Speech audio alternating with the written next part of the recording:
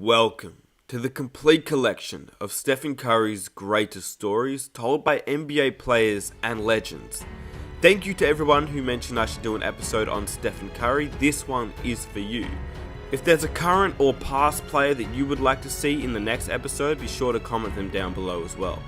If you have missed any of the other episodes, there is a link in the description and in the top right corner. If you click on that link, you will find all the episodes within the series. Before the video begins, these videos take a long time to edit and produce, so I'd really appreciate if you guys could go down below and hit that like button. It just really supports the channel and gets more viewers on the videos. If you are new and you want to keep up to date with all the new episodes within the series, be sure to hit that subscribe button and hit that notification button so you get notified every time a new episode is released. I won't keep you waiting. Without further ado, welcome to Stephen Curry's greatest stories told by NBA players and legends. He's a great finisher. People don't give him credit because we see the half-court shots that he makes, but he's a great finisher with both hands. He takes contact well. So, I mean, this guy's phenomenal. The shots that he makes is by far some of the toughest shots I've ever seen taken. Wow. Let alone Crossing, made. let alone made. Exactly. Does it mean as much to us as it does to them? Absolutely. And if that's the case, then losing is going to hurt. Absolutely. You know, to a point where you would look at how can I do things different. He really is like that, and it's amazing to see a superstar who sacrifices, who doesn't care about nothing but the group.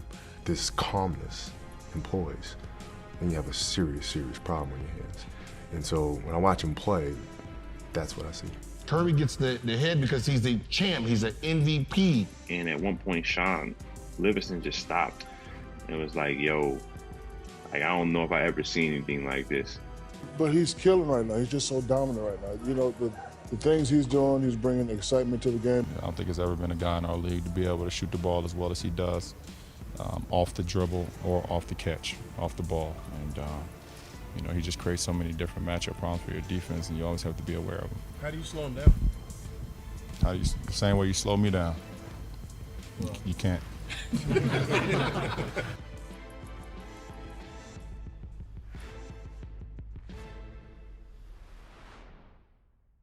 Steph Curry, to me, is a player I've never seen before. You said Steph Curry changed the face of basketball itself. That's what the game is, and that's kind of the Steph Curry effect. Talk to the... Steph Curry is messing the game up.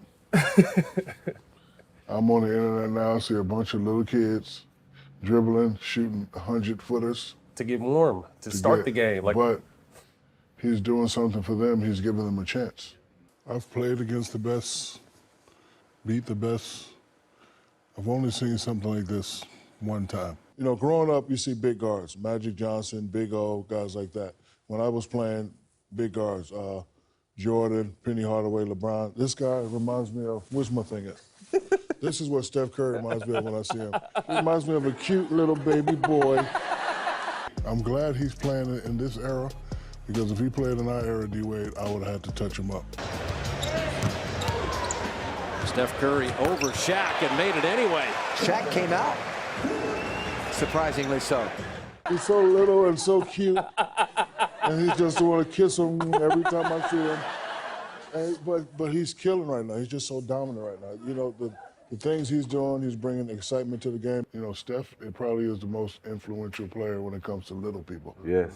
Nobody running the lane. Everybody stopping at the three-point line. What's crazy, I mean, I coach AAU, like I coach the Twins, you know what I mean? And like I said, it's from the time they warm up, they're shooting it from like the out-of-bounds line instead of like hitting layups and everything, and that's literally the effect. And the whole team shoots threes now, you know what I mean? So that's kind of just the way the game is moved. So I understand, like you said, giving little people a chance is what Steph's doing and giving them hope. But at the same time, like you said, there's a reason why Steph is so great, because he makes a lot of them motherfucking shots he takes. Makes a lot. You know what I mean? The other people don't make as many. And I used to hate on him early on in his career, but he ain't gonna make that. But he kept proving me wrong. That's why he's my best player.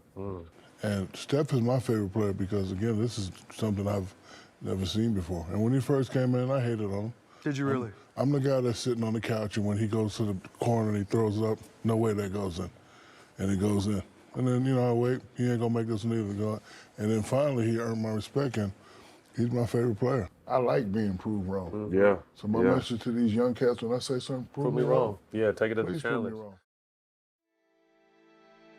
Kobe, what do you think of when you watch Steph Curry? I see a calmness about him. I see a calmness about him, and I think it's something that a lot of players don't understand. I think the fans, it's very hard for the fans to really understand what I'm saying, because most players don't get it. But there's a serious calmness about him, which is extremely deadly. What a move by Curry. He plays with a real chip on his shoulder. Curry for three. Got it again. He's feeling it. And Steph Curry has a dozen. Look at Steph Curry. He'll be guarded by Golden State had more shots moving in. Mid-range. Yes. catching fire. Curry got it again. Right? Because he's not up, he's not down. He's not contemplating what just happened before or worrying about what's to come next. He's just there. And when a player has the skills and has trained himself to have the skills to be able to shoot, dribble, left, right, etc., and then you mix that with this calmness and poise, then you have a serious, serious problem on your hands. And so when I watch him play, that's what I see. We've talked about this with a few guys. I think Drew most recently, right before the playoffs started, but with Steph in particular, Drew was just going on about how hard it is to guard him. You know. So two guys specifically that have called you out as the best defensive player in the league. Steph, I think he did it recently, but I'm sure he said it before. We talked about the hot hand and what happens when he just starts going crazy and nothing, and no one. And Steph does it all. Steph did it last night. He does it all the time. Like, as the best defensive player in the league, what do you do, if anything, to try to throw them off of that? Or is there nothing you can do? Everything. I literally try to do everything. The things he even tries. The things he even Never tries. Yeah, like, I'm like, bro, but wouldn't here's the even thing too. consider it. Oh, no, but basketball-wise, I'm like, he's putting this in the little kids' heads. Like, this is okay to try. No, it's not okay to try. Only he can do this. Only he does this. Nobody else. Step backs, hand in the face, getting fouled from 38 feet. Look, I don't know. You wouldn't. I feel like you would know better than I would. I don't have that when range. it comes to shooting and scoring. I don't have that range though. It's insane. Are there any moments that stand out to you in terms of just like shot making? Look, I mean, I know there's a ton, but like specific moments of like, what the fuck? I don't understand how this guy does what he does. So the first time we saw the peak of it, like when I was in Denver and we played him in a series. Can he do it in the playoffs at the Pepsi Center? And we're underway after that. Still looking, got it. Oh, they ran that elevator play. Left wide open. Sprints that we saw in practice the other day, wasn't it? It's Curry. Curry splits the double. And a soft touch for the bucket. Come on. Curry for three. Curry got the three off. Tie game! Steph Curry knocks it down. Wow. And he shot a shot in front of the bench. And the team, right in front of our bench, the whole team's going crazy, like close to him. And he lets the ball go and turns around and tells him to shut up. Ball's like midair. It's like not even close to the rim. 12-point lead for the Warriors at halftime. Jack gives it to Landry. Curry. Up, fake, slides by. Bucket in front of the Denver bench. And the whole team went like, this is the opposing team was like, yo, I'd never seen that before during the game in like that moment. But I'm such a competitor. I'm on the court. Like, I'm like, whatever. Like, I don't care. Like, that doesn't impress me. Like, that's just my competitive nature. But in practice one day, you know, it's funny because in practice, we got call us the bums, the scrubs. So the second unit, we will always beat them, right? So the majority of the time we got the best of them. You know, it was like whether, you know, Clay was just like, you know, he was in and out of his zone. He was like, all right, I'll score a bunch now, or, you know, I'm chilling right now, or Draymond. You know, them guys playing so many minutes, you know, they were just trying to get a good 2-minute runs, 3-minute runs. But we win it most of the time. But this one day in practice, man, Steph went crazy. Like, he wasn't missing. And it was like, now we blaming the sub refs, or what we call them, the alternate refs that come in to help us out. Now we cursing them out because he can't miss. And then if he missed, he called foul. And I mean, one time I got mad and like, I forgot he was on my team and pushed him. He still made the shot. I mean, we played about 7 minutes, man, he had to have like 25 points, man. It was crazy. And at one point, Sean Livingston just stopped. And it was like, yo, like, I don't know if I ever seen anything like this. And I had to stop and was like, yo, that's different. Because when you're in a game playing with somebody that good, like, you're not really seeing how good they are because you locked in to do what you got to do. So you missing out on like greatness by playing with greatness. That's the funny thing. Because when I watched Steph this past season, I caught myself being a fan a few times. Why do you think that your name is not brought up in conversations as like, you know, some of the top, you know, based on what you did in the league? Because you were dropping 50, 60 like Curry and them has been doing, but nobody really thinks about that. Do you think it's because they didn't watch, or you were in a market where people didn't see you, or you feel like your career was cut short because of injury? The cut short part, but I think success winning comes with, you know, so you were putting up the numbers, but you weren't winning. I wasn't winning, so it was still this. He has a lot of numbers, but there's no. So what ends up happening is, I said, I opened the market for the Currys, the Dames, the Westbrook style of that point guard being a dominant scorer, but Curry established it because he won. He won being a scoring guard first. And the fact that he won, it became, all right, this is not just a hybrid player. This is a point guard, and we're going to put this point guard numbers up against passing numbers. Mm-hmm. So now, you know, now someone like Steph, his numbers trumps in the scoring categories and all these categories over all these point guards who wasn't scoring, and they were just trying to get the team involved. So like I seen something today that said Curry is king of the turnaround. And I agree, even though I'm the guy who started it. The turnaround shot, walk away, the king of walk. Okay. Like, shoot and just walk away. Yeah. His was you shot a turnaround before he knew it was going But in. I did it a couple of times. So like, I started it, he mastered it. So he is the king of it. He just takes off, runs down the floor. Yeah, he's the king of it. Like, I gave the idea, but he took it to a whole nother level. So I can't put claim to something. You can. You did it first. I did it first, but he did it better.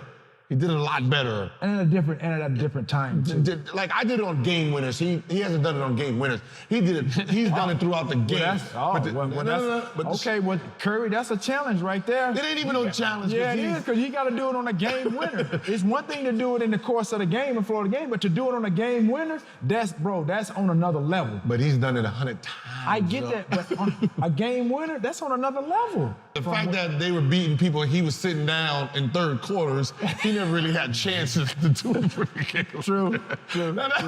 I'll argue for him on that one. He was beating everybody's ass, so he didn't really have to. Right. But I think that's the reason that I get lost in the shuffle, is because when I was doing it, there was no real reference.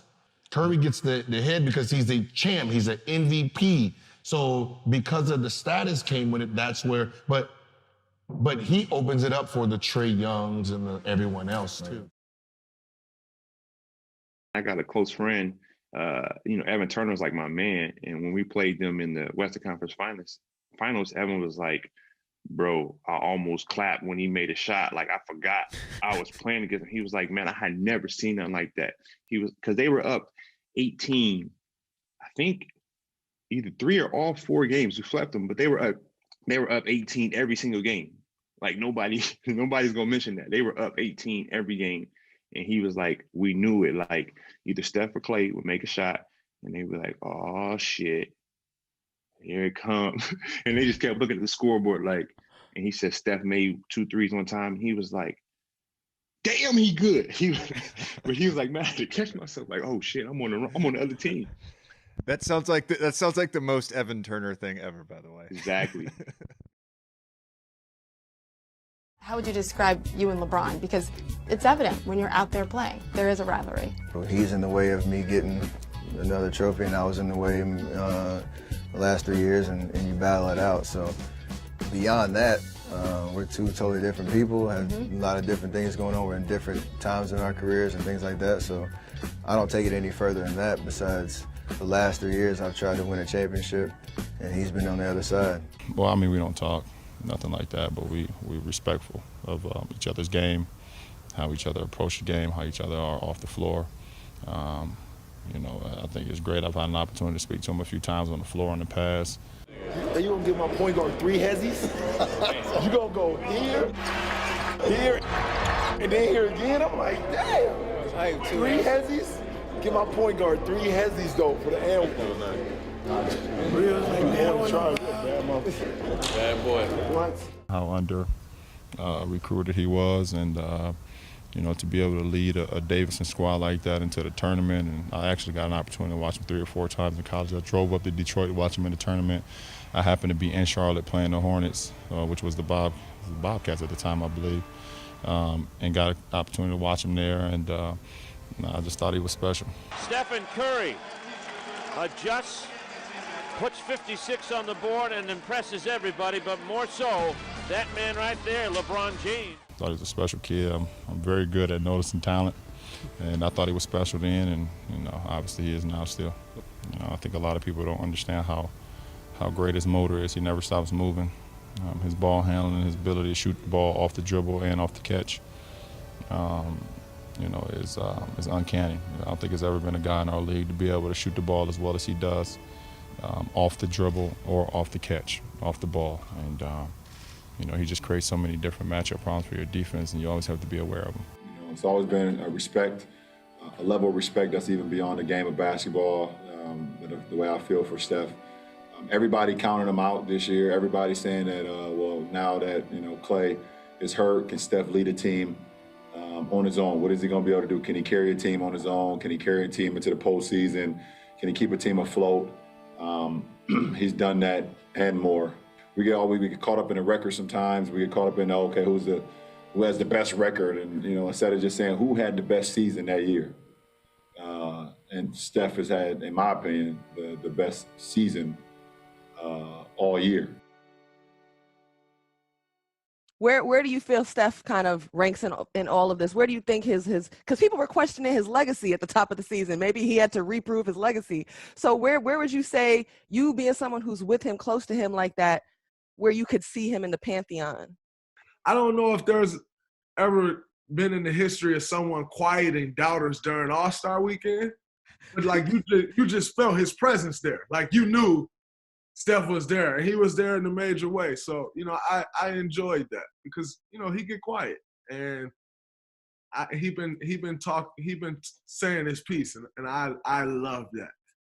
Right, with his game, I feel that too. He been talking his game too.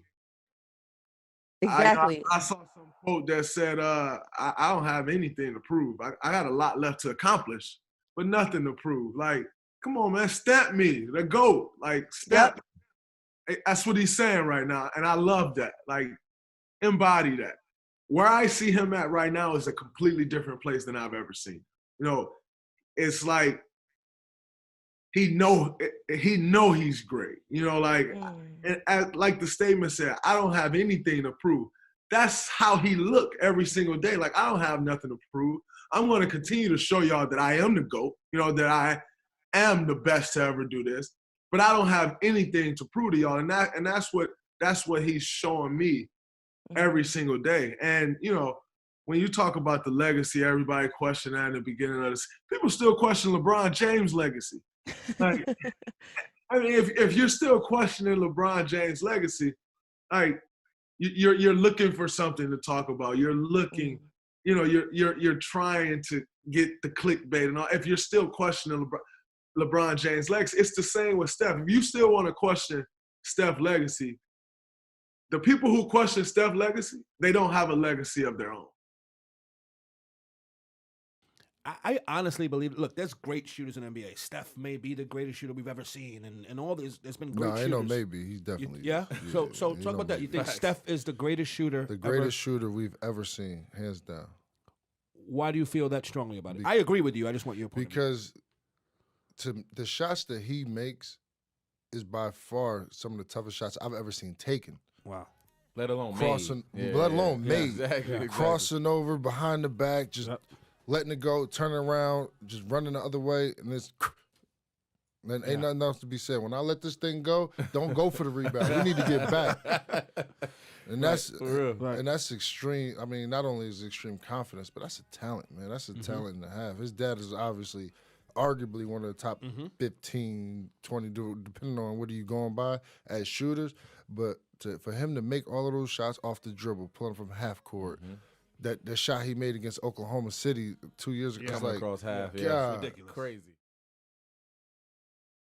There's always that debate on whether you hate losing more than you love winning, right? And I feel like, for me, losing just is the worst feeling in life at anything, whether it's cars, golf, basketball, whatever it is. I hate losing. I mean, it's not even a question. But I mean, I have to respect losing because losing is a part of winning. Yeah. You know, you never just, win. You got to lose to win. Does it mean as much to us as it does to them? Absolutely. And if that's the case, then losing is going to hurt. Absolutely. To a point where you would look at, how can I do things different? How can I change? How can I make this team better? And that's the thing about a team, and you know this too, is that before you can look at someone else, you got to look at yourself in the mirror, because that's how things get started. And you got to be willing to change. And you got to have a sense of pride about yourself. It's not about the money. It's not about anything. It's more about the pride. And, the best players, whoever's playing the best is going to win. Before we go, do you have a favorite player in today's NBA? Who do you love to watch the most? A player, I like to watch the most is LeBron James. There you go. Really. But also Curry from Golden State. I mean, that guy, you've seen it. I mean, it's impossible. I mean, somebody shoot like that. I have never seen anything like that in my life. Well, see, now you know how people felt about you. Well, This is good. We have the comp really, right there. that guy is, it's unbelievable. I mean, it's unbelievable. I mean, you watch Curry. No, he's isn't special, that something no doubt. special? I mean, I don't care where he is. He just comes in and gets it and just flicks it up there. I mean, and nothing but net. He doesn't know lucky bounces or nothing like that. I mean, it's amazing. I enjoy, and the thing about it, he's a very unselfish player, and he gets the ball to his teammates too. He gets a lot of assists and everything else. I mean, it's just, I'd say freak of nature. I mean, I've never seen that. I'll never think you'll ever see anybody shoot like that again. In all my travels, people come up to me and was like, man, what did it feel like in '94 for me, that 25-point fourth quarter versus, being in the zone? What's it like to be in your zone? I'm sure my pupils are all huge, like looking around, like feeling a certain type of way. But it's one of the best feelings because you don't think about much. You're just looking for any bit of daylight. If the shot is not getting blocked, it's going in. And it's such a seamless flow to it from the time I plant to the time I release, and there's zero thought in that motion. And that's such a freeing feeling. Being in that zone it can be demoralizing to the opponent, to whoever's guarding you. What are some of the things that your opponents have said when you're in that Stephen Curry zone? In the moment, there's not much because either I'm doing some stupid dance on the way back and I'm out of earshot, so they can't say that to me. A lot of it is you'll get the ones, the layup lines. You're like, hey, don't be trying nothing crazy tonight. And like little stuff like that. I just like the dumbfounded like stares when they have nothing to say. Those are the moments you live for. Curry three. Got it! Curry puts it in again! That is almost unfair! He is not human. Well, I think the beautiful thing about Steph Curry right now is he is the ultimate perspective when it comes to shooting. Right. I think maybe for a second, or I think anybody would maybe think for a second that they're, maybe I'm having a pretty good shooting season. I'm doing this or that. And then you just see the statistics that this guy is putting up on a consistent basis. And it's otherworldly. It is, I think the last 5 games, he's averaging over 9 threes made per game. Yeah. I had a stretch last year where I think in 3 games I made 24 or 25 threes. And I legitimately felt like everything I threw up was going in. I felt like I was throwing the ball into the Atlantic Ocean. Like I would never miss. And this guy's done it 10x. I mean, he's done 9 a game for 5 games straight. It's just one time in my career I've hit 10 threes. I think 4 of the last 5 games he's done it. It's just like it's sickening. It's an absolute joke. I think you look at his numbers and he's, I believe at this point, surpassed his unanimous MVP season. I don't care. It's incredible what he's done. He needs to be in this MVP conversation because when you watch him play basketball, he is one of the few players in the NBA, when you watch him play, where it's very clear nobody else in the NBA can do what he's doing. Steph is I never seen nobody like him. I told him last night, I said, when you play with force, I never seen a player like you before. And he played with force tonight. And the stuff you hear about Steph as far as sacrificing and being selfless and caring about his teammates, caring about other people is real. It's not a fake. It's not a facade. He doesn't put on his mask or his suit every single day to come in here and fake in front of you guys. He really is like that. And it's amazing to see a superstar who sacrifices, who doesn't care about nothing but the group. And he obviously wants to play well. He obviously wants to show who he is because he's competitive, but it's all about the group. So when I asked him, like, yo, you want to work out? Some guys want to, keep it to themselves. But he's like, no, let's get some work in.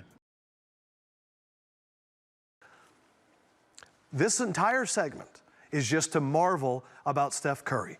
You tried to guard this man. I cannot imagine. Why are you coming at me like that, Adam? Because Shaq wasn't going out there and hedging on Steph. So I just want to know, it couldn't have been fun. It had to be awful. No. Fear.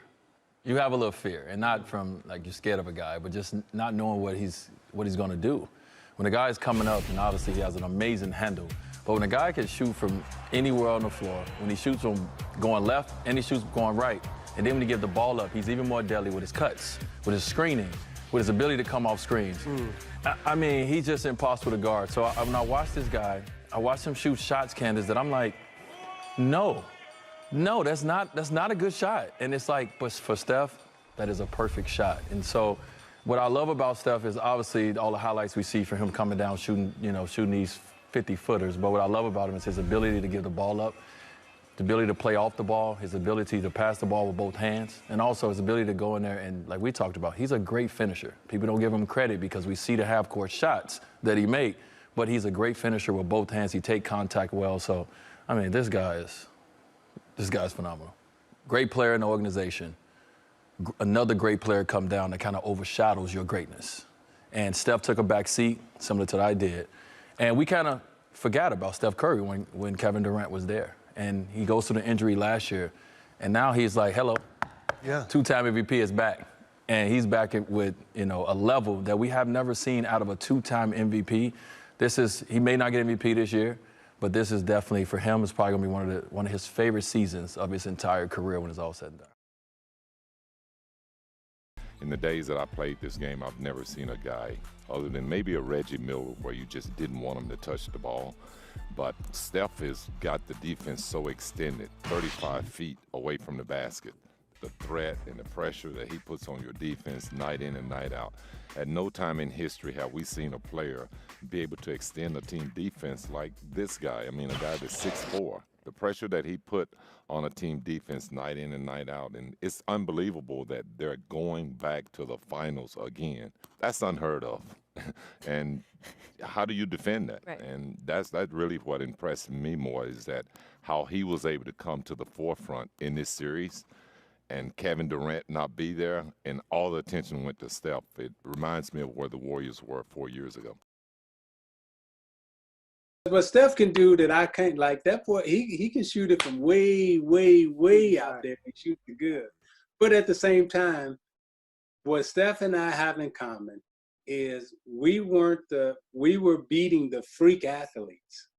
Okay, we were beating the giants. And I got big respect for him for that. Now, the only thing that I was saying to you that I'll say here, the game today, it favors the point guards and the small players.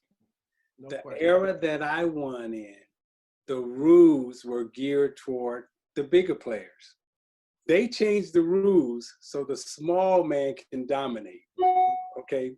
The rules were not set up for me as a small person to dominate, and that's the difference. But do you see Steph Curry, can you say after 4 or 5 years that he's the best shooter that we've ever seen? No, I don't know about that. Chris Mullin was pretty good. How about Mark Price? Yeah. I mean, I always thought he was deep shooter. Curry's about one of the best. It's no different than any gym you walk into. When you walk in there, all the kids are shooting three-pointers. If there's a three-point line, the kids are going to be out there. But I know the respect that Mark has for Steph, and he has as much as I do. And he had the honor of coaching him. Steph Curry is a great basketball player. Can you imagine the amount of time he's put in on a gym floor to perfect them skills and play the way he plays? Steph Curry is probably right now our best player. And what a champion. Right now, from what I've seen, it's easy for me to say that he's the best that I've ever seen shoot. I've seen some great shooters.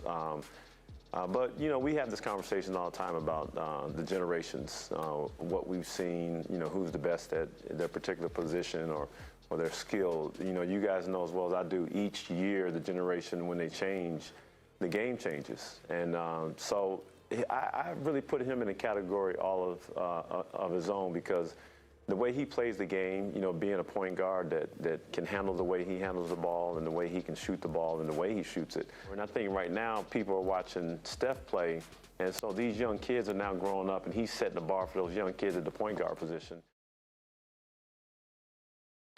How much fun is it now that the game is over to think about the matchup you have with Steph Curry? Man, he can shoot that ball, can't he? Man, I felt like I was as close as you could get to him, but a lot of credit to Steph, man. He plays hard, plays the right way, but that's a good team win for us. All that stuff he learned going to your camps as a kid. Whatever. He learned that from Dale, from his dad, you know what I mean? But it's a really good team over there. I'm just happy we got up for this game. When you even look at like Steph's three-point contest, I mean, he missed like the first 4 or 5 shots, and it was like nothing. And, you know, Conley had like 28 or 7. He just went on and made it two 3-point, like the green balls I had this year, and then made all of his 2-point balls, and then he made the last shot to win it. It was just like, I don't know, he just makes it easy. It makes it look so easy. I mean, honestly, as a fan of the game, it's like beautiful to watch. You enjoy watching them shoot the ball that way, and it's just, I mean, it's just very special. I mean, that's why those guys are so great. How do you do that? Like, is that a thing you practice? Is that your hips? Is your core? Whatever. And he broke it down for me. He went through his exercises he does. But the big thing was, he says at the end of every workout, he actually practices those shots when he's the most tired. So he feels like when he's in a game and he's fresh, you know, he can make those shots. But to do what he does, both those guys, is just, it's ridiculous. And even the shot he made against OKC, I mean, who takes that? In a playoff series, like to win the series, and you just like so confidently take it. To me, I mean, confidence, I think, has to have a huge part in it as well. But I mean, to me, that was one of the most amazing shots I've seen in my life. When I saw it, I just like stood there and like staring at the TV, and I was like, wait, what just happened? Like, this isn't like normal. This doesn't just happen like that. In many ways, Steph is our franchise. You know, I think when people think of the Warriors, they think of Steph. We've got 4 All-Stars, and we've got tremendous talent and great players, an amazing PR guy in Raymond Ritter. But what people really think about is Steph Curry. You know, that's the first thought. And I think he also embodies what we are about in terms of the style of play and the joy with which our players play the game. And everybody connects to Steph, fans out there, kids. When I was in Phoenix as a general manager, we were desperate to get Steph in the draft. And one of our thoughts in the front office was, you know, all the little kids in the Valley in Phoenix are wearing Steve Nash jerseys, but we need the next player who can be that player who the kids are going to buy the jerseys of. And I kept envisioning these, you know, Steph Curry Suns jerseys and all over Scottsdale and Phoenix, and he had something about him coming out of college that you knew, like, you know, nobody knew he was going to be an MVP, but you could tell people would connect with him because he looks, you know, like you or me, or, you know, he's just a normal looking guy, and yet he's got this electric skill and an amazing personality, and so throw all that stuff together, and he's the face of the franchise. And I hope you guys enjoyed the video. Please feel free to hit that like button, it really supports the channel. Be sure to subscribe if you enjoy the video for more episodes just like this, and comment down below which player you would like to see next. Without further ado, here are 2 videos that you don't want to miss out on, and I'll catch you in the next one. Peace.